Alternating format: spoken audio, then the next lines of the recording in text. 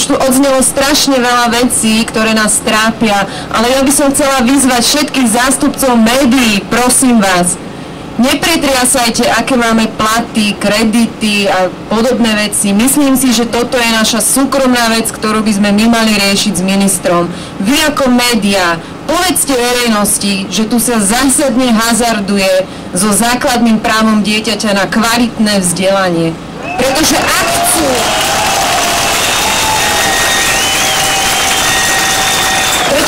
budú aj v budúcnosti rodičia chcieť čokoľvek kvalitné, budú si musieť za to zaplatiť niekde inde a nie na štátnej škole. A ako k tomu prídu deti, ktoré si to nemôžu dovoliť?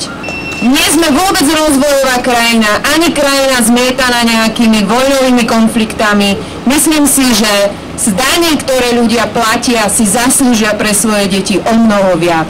Ďakujem.